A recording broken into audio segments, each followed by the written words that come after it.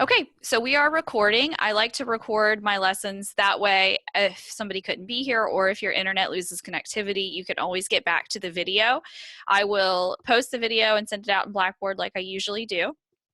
Those of you who want to be able to follow along on your own screen with the lecture, I did send out a link to Canva for you, and so you can do that on your own computer if you want to. I'm going to project it up here as well. So, how are you guys? Let me see. Thumbs up, thumbs down, thumbs in the middle. I know I'm kind of like Rain. I think Rain and I are a lot alike. We kind of like being at home, you know. Yeah, I mean, it works well. Isaiah says thumbs down because he's not getting to go to the gym or do anything, right? Yeah.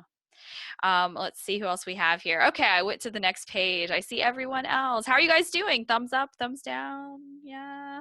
The middle, okay. At least we have an afternoon class, right? So we're not having to get on here at like 8 o'clock in the morning. That's at least something. But if you were like me, I spent all day thinking about, I've got to remember to go to class at 2. Did you guys do that? Got to remember to get on the computer at 2. Each week I'll send you a message like I did today, just in case your day gets away from you. Was there anybody who had class online yesterday? Anyone have Monday classes? Yeah, so most ed classes, right, are Tuesday, Thursday. But those of you who had class on Monday, turn your mic on. How did it go yesterday? It was kind of weird for both the students and the teachers, just because I've had teachers that don't know what they're doing. So half the class was just spent just her trying to figure out, okay, this is like this is what this button does. And that, I've been doing training sessions. I am one of 3 faculty that's doing all of the online transition training for faculty. And yes, you heard that right. There are 3 of us. 3. So I worked like 70 hours last week and 25 this past weekend, online helping faculty. And at 10 o'clock on Saturday night, I had a faculty say, you know, I graduated from college in 1976. I was just like, this is gonna be a long night. But I told them that. I said, don't plan content your first class. Plan minor stuff. The first class with most students is going to be spent trying to get the technology to work, making sure everybody can connect with their different devices and that you know what you're doing. And they were like, is that your class? And I thought, well, no, because I teach technology. But if I wasn't a technology person, yeah, that would be my first class. So let me check here. Looks like everybody's connected. Let me check email real quick, see, make sure it wasn't anybody with a 411, help me, help me. Okay.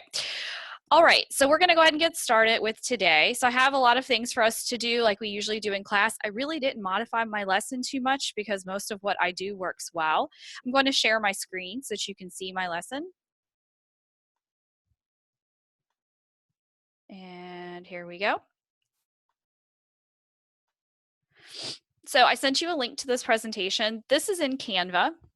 If you haven't used Canva before, it is a nice tool that you can make free presentations on. You can also make invitations and social media posts, but I use it frequently at conferences because I like the app itself and I like the web program. I find it easy to use, and to me, it looks really modern. A lot of times, if you use Google Slides, you'll think, oh, this looks like a really old PowerPoint. At least that's how I feel sometimes.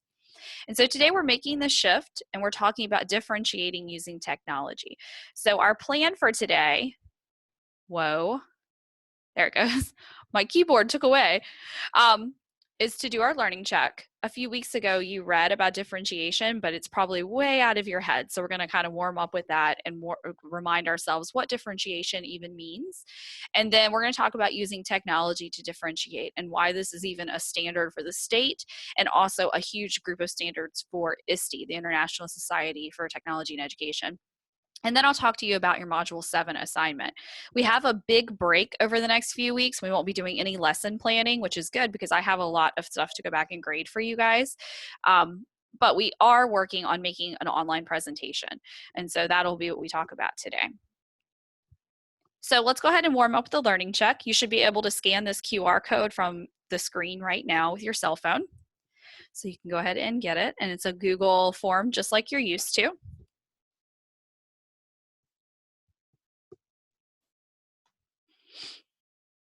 I just want to make sure I'm popping back in here and that nobody has anything. Nobody has their hand up. Okay. I'll put it back up. Just give me 1 second. There you go. So go ahead and scan this and just take a few minutes to do, it's an agree, disagree type learning check. So it's set up in the way that you would do with an anticipatory activity or set where you're just kind of figuring out how students feel about something.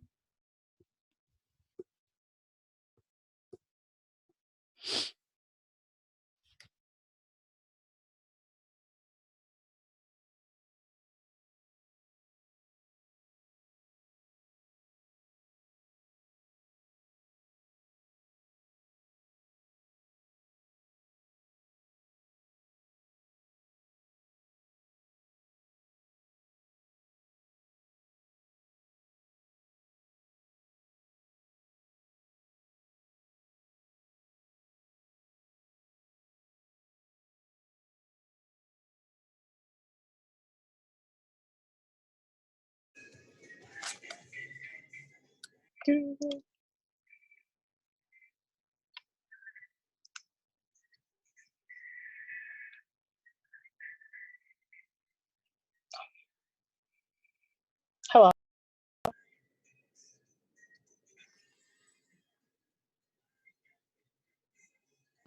Yes, we can hear you. I'm not sure who iPhone is, but I saw your hand up and we can hear you. Okay, yeah. This is Crystal. Hi. Yeah, I'm currently in my car, but I do not have, I'm just on my phone right now. That's fine. You can still follow on if you want to, but I'll also send out the recording later. Okay, no, I'm saying like I can't scan the QR code. That was why. Okay, yeah, that's fine. It's just a warm up. We'll go over it in just a second, so you can still follow the topic. Okay, thank you.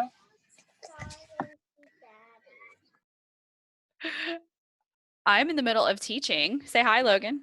Hi. Okay, you need to go play. Oh, I want to go see Daddy. I don't know where Daddy is.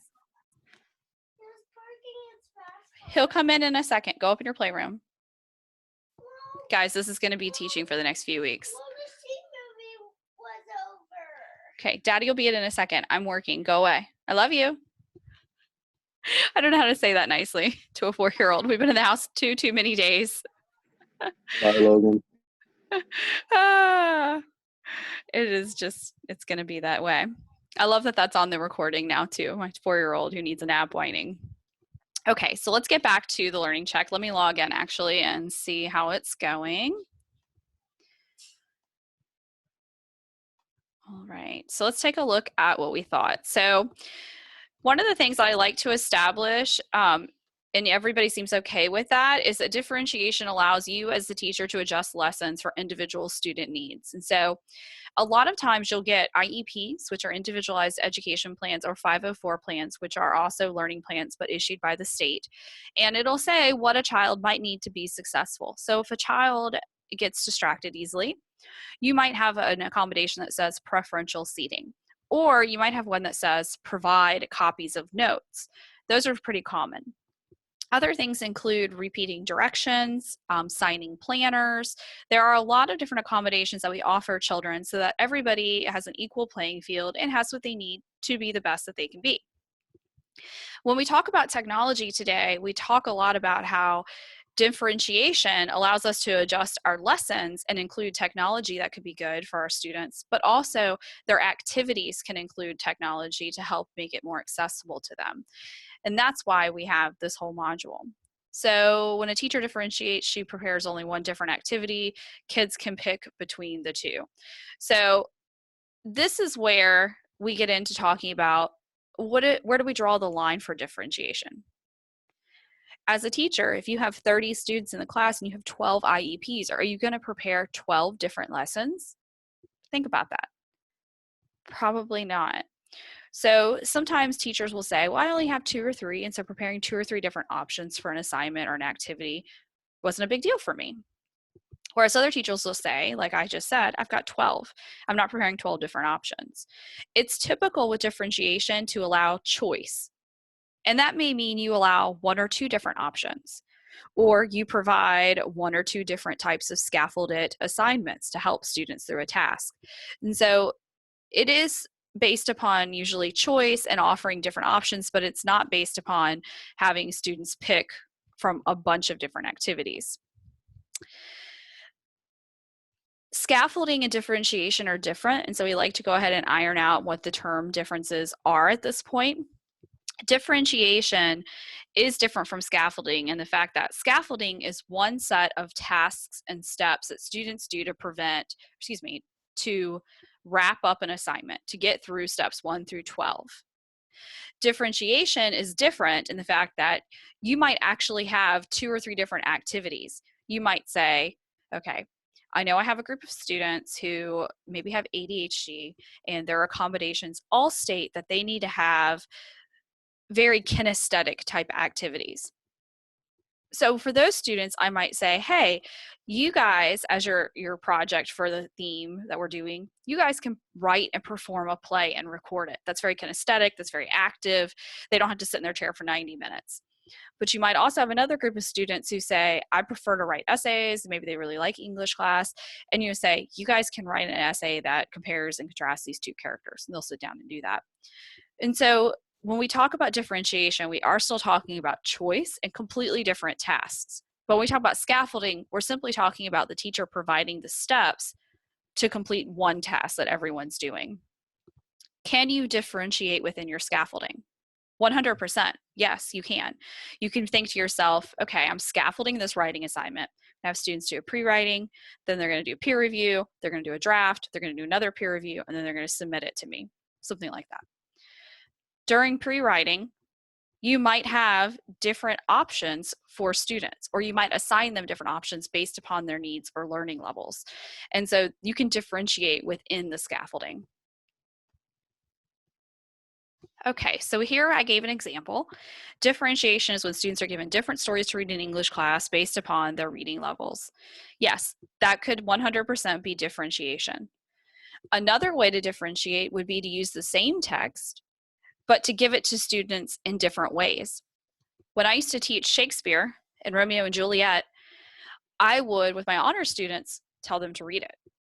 But when it came to my inclusive group, where I had students who maybe had some different comprehension issues, I had a dyslexic student who really needed more support with the language and the word order, and all those things are so important when studying Shakespeare, I would give them the No Fear Shakespeare to read. We would still read the classic, but we would also follow up with what was written in an easier way, and also in more modern English, and what was written with pictures as well to differentiate.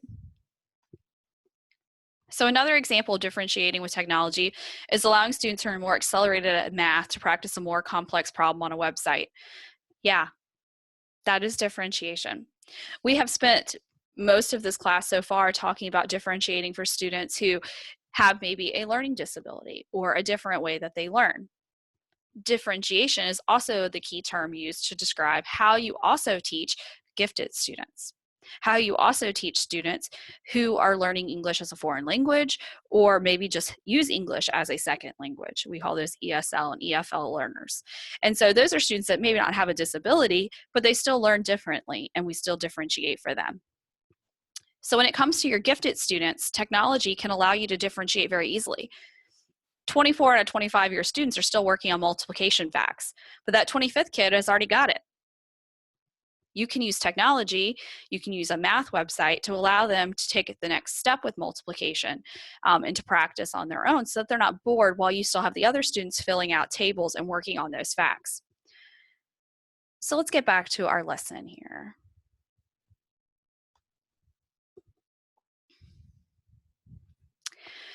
So we cover 2 things usually today. We talk about why we're focusing on technology for learning with students with different learning needs and diverse learning needs, and why also we're focusing on mobile, because your assignment this semester, or excuse me, this week, is going to ask you to think about differentiating using a mobile device. And people always say, well, why are we talking about that? Well, because the mobile device is the most prevalent piece of technology that all students have. I think we're seeing that a lot this week. I was thinking of all times to have this happen this semester, the latter half of this class is really the best time for it to do so, because we start talking about, one, online teaching. Wow, couldn't be better there. Differentiating using mobile devices, still super great. And then we talk a lot about data, which is all done digitally. So I have a short video here. We're going to start with the why use technology to differentiate.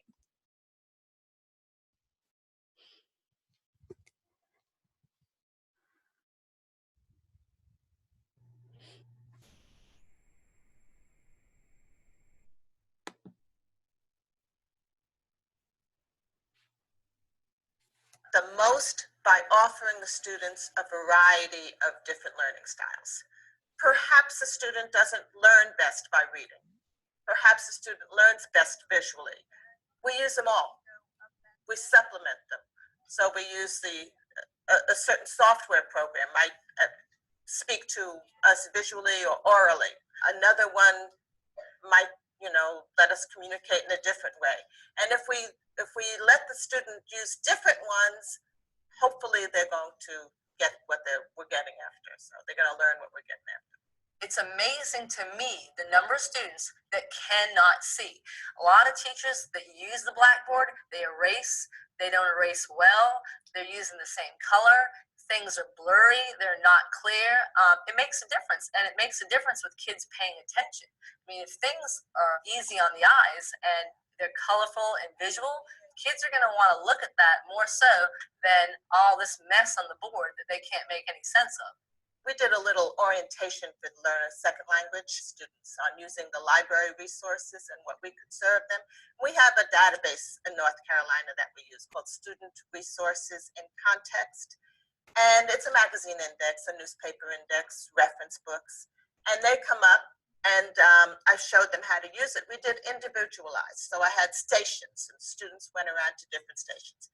And this one little girl was learning how to use the student resource. And one of these features of this database is that you can click on a button and it will actually read word for word the article that you're researching. Well, here's a student who has trouble with English. And my goodness, she couldn't get away from it. And she went home. This is such reinforcement for her to hear this language. And she could look at it and have it read to her. And it was like, aha, for her. It was a big deal for her to find that out. So I'm going to stop it right there because the video is about 8 minutes long. And I think that you can all finish watching it on your own if you're interested in seeing any more of the technology tools that North Carolina has been using in their plan to really differentiate. But I like that first part of that video because it allows you to really think about how it helps the students. Yes, technology can make it easier for us. Back in the day when we used an overhead projector and we had to write everything on the overhead projector sheet and then make a physical copy of it and then give it to the students, that took a lot more time and it left us not being able to give students copies of notes very quickly. Or we would have another student take the note and then copy it on the paper that you write, and it makes 2 copies. I forget what the transparent paper. But now you could easily put your lesson online, share a URL, print a PowerPoint. I get all of that. But really, how can we help students with their learning of the content that we're teaching them? And so I have actually 2 more, but they're both really short for you to think about as well.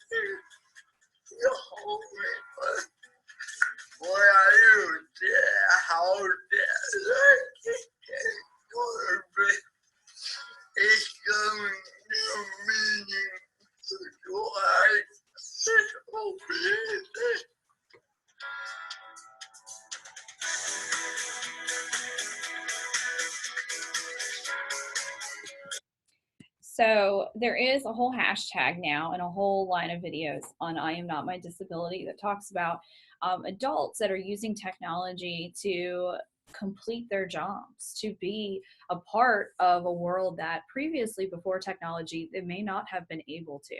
And so I think it's an important series if you're interested. I know some of you are minoring in SPED, and so I think in that regard, you might be interested. I hate to say now that we have more time, I don't know if that's true for many of you, but if you feel like you have more time to spend. But I show that video for two reasons. One, I want you to see the accessibility features that are set up on a computer using a very basic program that a lot of people have, so that somebody who is largely nonverbal and also has physical limitations can do the job just like you and I could. Second, I show it to you because it's important to realize that students are going to be put into your classes who do not have the same physical capabilities. I have had deaf students, I've had blind students, and I've had students with cerebral palsy like this young man has as well. And they were put into English classes because they're included in the least restrictive environment and expected to write papers, do oral presentations, and there are programs and technologies that help with that. One of my best friends, sorority sisters, and actually neighbor, is a PE teacher, and she always talks about having students with physical limitations in her PE class and how technology, a lot of times, especially the mobile technologies, are really helpful in making sure that they have the same experience. And so she uses a lot of the touch technologies on iPads, which is where we focus this whole module. And so my last video is a short one. I'm only going to show a little bit of it.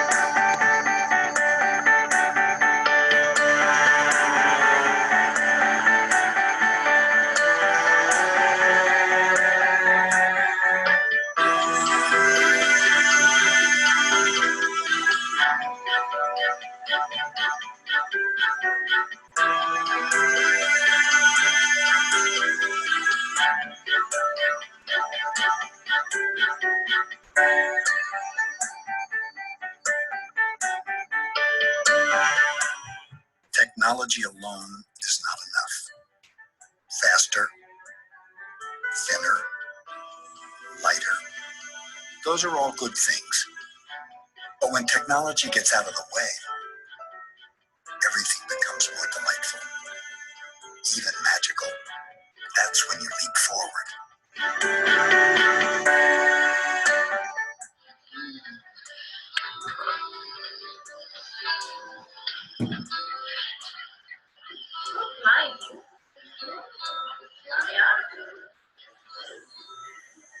Chris, who are you going to play with today at playtime? Can you show us? Who are you going to play with?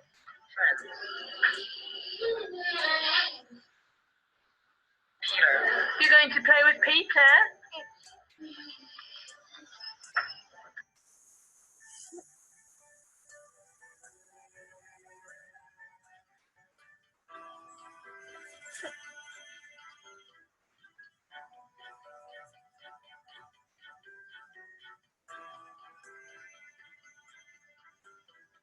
My name is Melissa.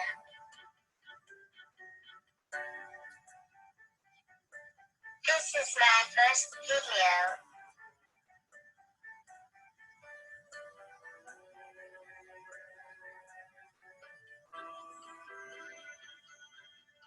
Using my speaking device.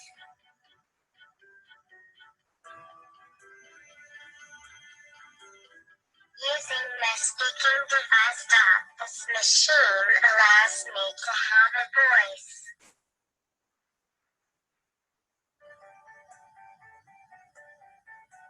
I just wanted to show all my friends on Facebook, especially all of those people who don't understand me.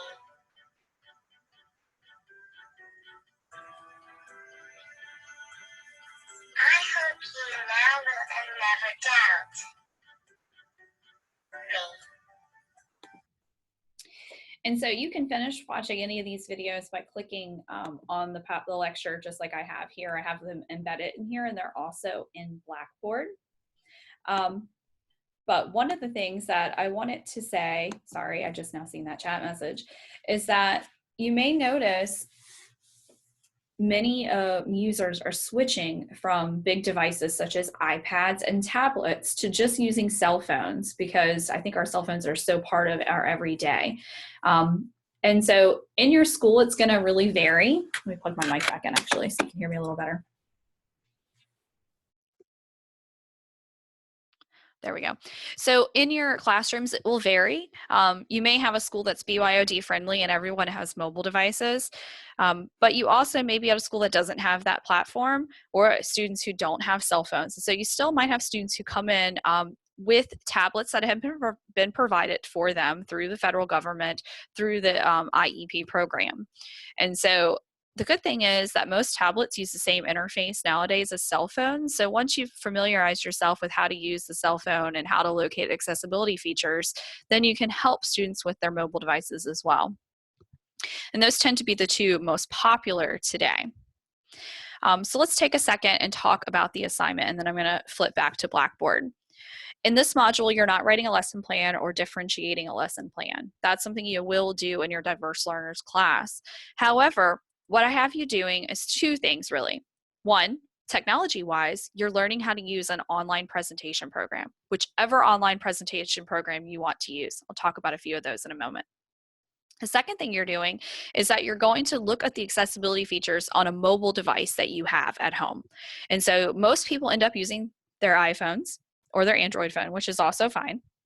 But if you have an iPad or some kind of tablet, you might decide to use those just to mix it up a bit.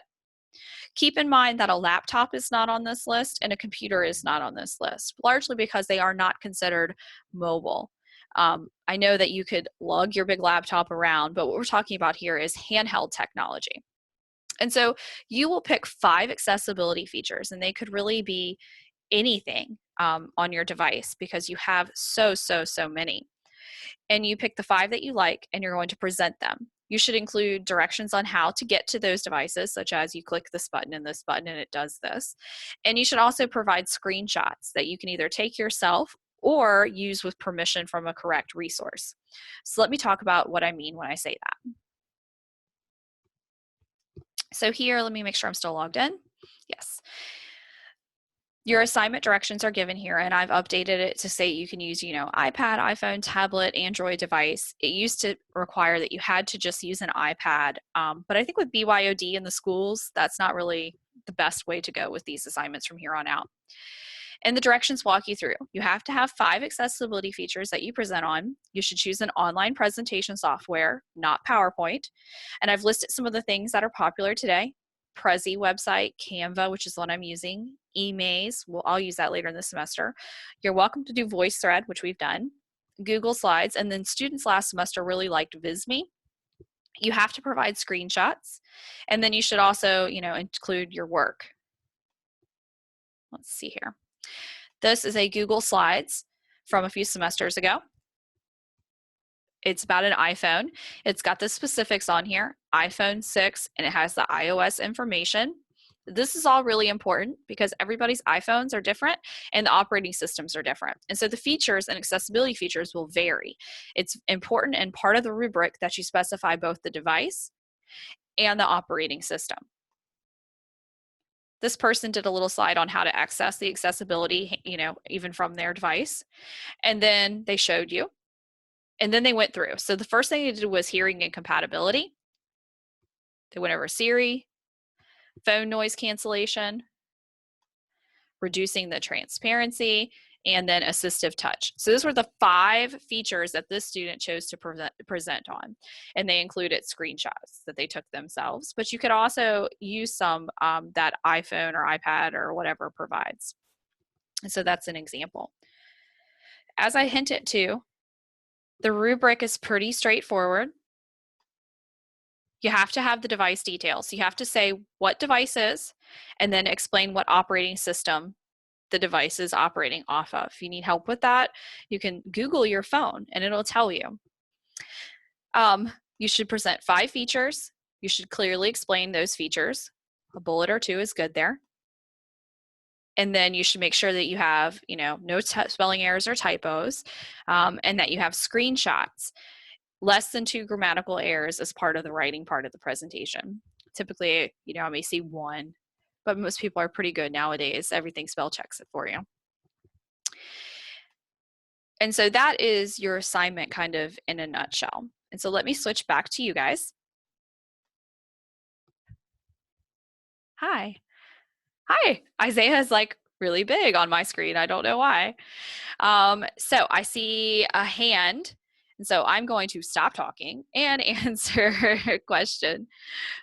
Who was iPhone? I have 2 iPhones on my list here. Anybody? Anybody else have a question or a comment or a thought that they want to share while Isaiah's doing the dancing? I just want to say hi. Hi. I'm like sitting in my office last night and thinking about assignments, and I thought, this is the easiest assignment in the class. This is a great one to do the first week of online learning together. But then I don't want to make you think, Dr. Ripper said this was easy, so I can't email her and ask her a question. No, email me and ask me a question, because my expectation is that you learn a new online presentation program that you haven't used before. So if you get caught up in something, you should ask. So let me get back to what I mean, and I'll show you what I'm talking about. Let me close some of these tabs. Why do I always end up with so many tabs?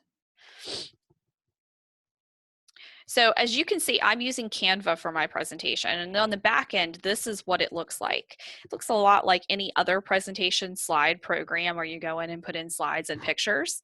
And so a lot of people tend to like it. What I would like us to do between now and Thursday, so we can kind of keep track of what everyone's doing and I can kind of make sure that you're headed in the right direction, is I would like you to access our class Padlet, which is this really great tool for kind of creating a big cork board. You can pen little sticky notes to it. And it's a really fun tool, but it's great for sharing. I'm going to send out a link in Blackboard after I post this video, but there's also this QR code built into this presentation that you can also scan. And on Padlet, I want you to share the device you've chosen to use. This is just my way of making sure that you haven't said, I'm going to use my laptop, so I can like jump on you before you do the whole assignment using your laptop. And then what 5 features you plan to include in your presentation. A lot of students end up choosing similar things because they're like, oh, voiceover I think is the most helpful for students, and that's fine. But I encourage you to look and find something that is new or surprising that you haven't noticed before in your mobile device. So online presentation program options, Google Slides if you haven't used that for anything this semester, Canva, which is the one I just showed you. eMaze is one where it has the slides and the templates made for you, but they're animated. So you could choose like the turtle, and the turtle swims across the screen. And so if you're looking for something that's very engaging, that might be good. Prezi, most people know what that is. You rate the slides, but it kind of jumps around, kind of like you're on an adventure. Adobe Spark last semester became really, really big. I haven't used it myself, full disclosure, but it does make a long Adobe Spark page with different pieces of information on it, like a website. Visme, I haven't used yet either. Students really liked it. And there are probably others. So if there's another online presentation program that you know about that you've used, like Haiku Deck is one that we used to use all the time. And then I took it off my list because students said it was getting really buggy and that they were having to pay for every feature. I don't want you paying for anything. But if there are other programs, run it by me because I'd like to share it with the class. But I also want to check it out myself to make sure that, it meets the requirements. Every once in a while, I'll have a student turn in a Word document. And that's not an online presentation tool. You have to use something that allows you to present online from the internet. So let's look at the Padlet together. This is what Padlet looks like.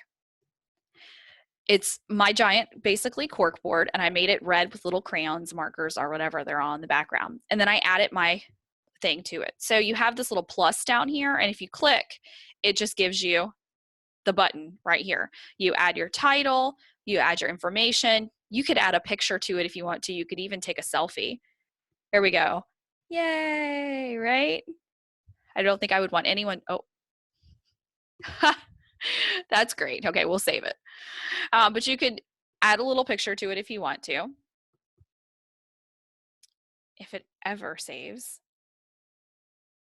please go away. I don't want anyone to actually see that. Cancel. There we go. And then all you have to do is click out of it and it saves it. Now, my example, I labeled it by my name. I'd like you to put your name on it so I know who you are.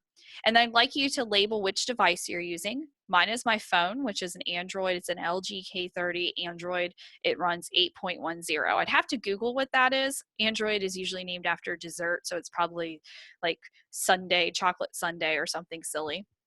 But the 5 features within my phone, when I looked into accessibility, that I thought were really great was talk back, touch zoom, touch control areas, flash alerts, which is great for the visually impaired, and then touch and hold for calls. This would be really important, I think, for a student who had some kind of palsy and was real shaky. That way they had to actually like touch it a little harder to make sure they were answering it and not accidentally doing so.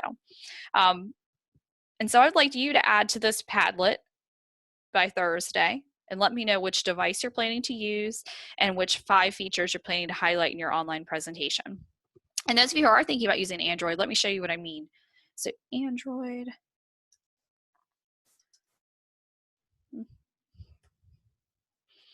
Can't type today. There we go. Oh, it doesn't have a little name. Oh, Oreo. Yes. I just had Oreos last night. So in my presentation, I might say that I'm using an Android device. It's, the LG phone and its operating system is called Oreo, just because that sounds a lot cooler than 8.10. Actually, let me edit this. Oreo. Yes. Okay.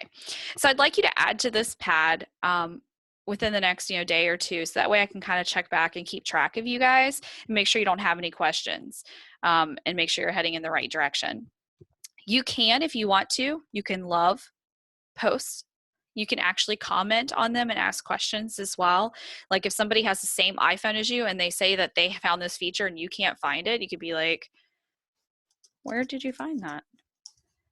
And ask a quick question. So this allows us to kind of chat like we are in class a little bit. So let me flip back to you guys. I don't see any hands. Nope. But you're welcome to unmute yourself if you do have a question before we talk more about things. I'll have questions later. I'm at work, so if you see me moving every 2 seconds, it's because I'm working and trying to listen to the lecture at the same time. So I'll go back to the recording first to ask questions, and then I'll ask you questions. It's been a really busy day, and I'm tired, so yeah. Yeah, me too. You saw my child. He won't leave me alone. Thank you. So the thing is, this is recorded, and I know that being in this very first online class can be really super awkward, and you don't want to like ask anything. But you totally can email me or message me and remind. It comes straight to my cell phone, and I'll reply to you as always. I always reply to you, don't I, Maya? Yes, I do. I always reply to you. All the time. All the time. I have a grad student who will message me at like 10 o'clock at night. I'm so sorry, but that's our only time to work. So in our last few minutes, I wanted to talk about the other assignment. It's more minor, and I kind of struggled with, do we take it out? Do we keep it? but I think we're going to keep it because it is part of the Virginia standards for teachers. And I was thinking I could integrate it somewhere else. And I thought I just need to not change the schedule too much. Like if I go through and I start changing assignments on your schedule, that's going to stress you out even more than just changing the due dates, right? And so we're keeping the assignments the way they are. So one of the activities on the schedule that we usually do during this week of class is that I remind you and I tell you to add 2 educational technology terms to the discussion board this week. And if everybody adds 2, that's about 40 terms. And then I just choose 8 of them to do a short, we call it a test, but 8 questions is really just a quiz on Blackboard next week with 8 of those terms. And so students usually say, oh, okay, technology terms, I'll just pull from the ones we've learned in class. Super. Fabulous. You know, you could say mobile device. What is a mobile device? We just talked about that last week. You could talk about the digital divide that we talked about a couple of weeks ago. You could talk about what a Chromebook is, right? We learned that right before we left. That was the last time we were on campus. Or you could simply type in Google, you know, educational technology glossary, educational technology terms, educational glossary for technology. You could do any kind of search to come up with these terms. So let me show you what I mean. So I could come in here and I could say educational. I already did it earlier just to make sure there were still a lot of good links. And so this first one, let's take a look. It's from 2014, so it's a little old, but not bad. And so I could go through here and be like, which of these technology terms do I think would be most important to know for my peers? Like, would screencasting, what is that? Technology that allows recording of a computer screen. Oh, wow, that might be good. So maybe I'd add screencast for my discussion board post. Or maybe I've decided that I like, MOOCs. That was a big term not too long ago. These are classes that are taught online in large numbers with minimal professor involvement. Interesting. So maybe MOOC would be my term. And so you can come here and you could choose a term, or you can come down here to Ed Tech and see what terms they have. Tons and tons and tons of terms, right? Just so much out there. You pick the 2 that you think are the most interesting, most important to know, and you add them here in the discussion board. Right here. And so Haley, Maggie, Lupita, and Danielle have already added some terms.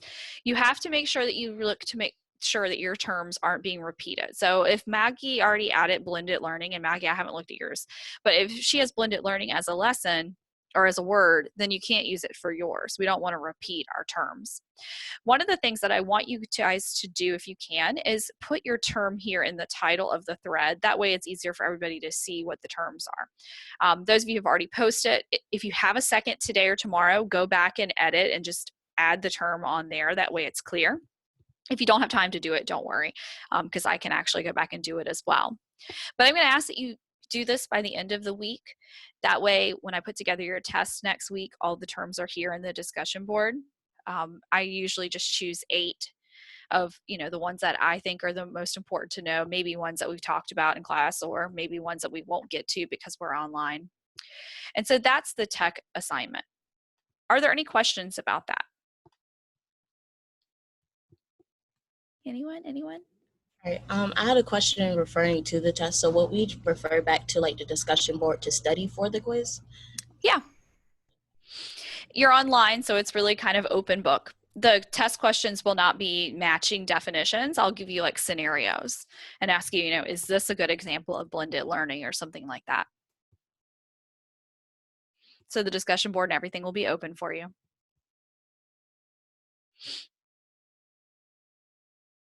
Anyone else? You might think of something else, that's fine. So Thursday, I'm not having a live class on Thursday simply because we don't usually have 2 days of lecture, and I think that is taking away from your work time, but I will be here on the computer. So I'm gonna be on the computer. I'm gonna try to be on by 1:30 if I can get the baby down.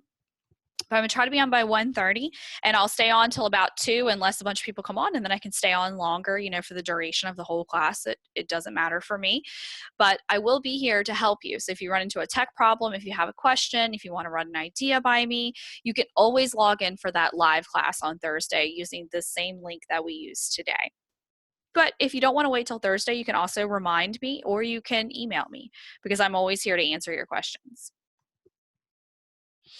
So we went just like 3 minutes over. So I hope that wasn't too painful for you guys to sit through 45 minutes of class today. It hopefully was a little more engaging. I'm going to try really hard on each Tuesday to make sure I put in some kind of scanny thing, some kind of tech tool, and that way you're somewhat doing something.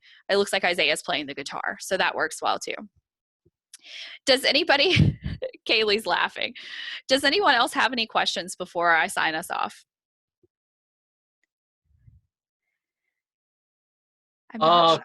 Quick question with Tuesday lectures. So if we can't make it here on time, just watch the recorded thing. Yes. I just want to check because I'm still working right now, so it's like. Yeah, that was my response to you. I don't know if you saw my email, maybe I come through a little late, was if you need to work. Yeah, no, like we're stuck working because we're essential. So yeah. My husband is essential, but he decided to not be essential today and to stay home. Anyone else? I see a question about a final exam. So this class doesn't have a final exam. It never has. The only thing is I've moved your final project, module 11, into that final exam period to make up for the 2-week spring break and to give you extra time to work. And so that's all I've done there. Lupita, I will send out the recording. After I get the web link, I'll send it to you via Blackboard. You're welcome. Anyone else? I love that you guys use the chat feature. Okay. So it was really great seeing you guys. Thank you for being understanding. This is just going to be our new norm for a few weeks, but hopefully we can have some fun with it, especially as we get farther along into actually studying online teaching. If you guys have questions, you know, I'm always available. So pop back in on Thursday if you need me, but also feel free to email or send me a remind. In the meantime, make sure to share your device and the 5 features you have located and want to use on the Padlet. Okay? All right, I will see each of you later. Bye.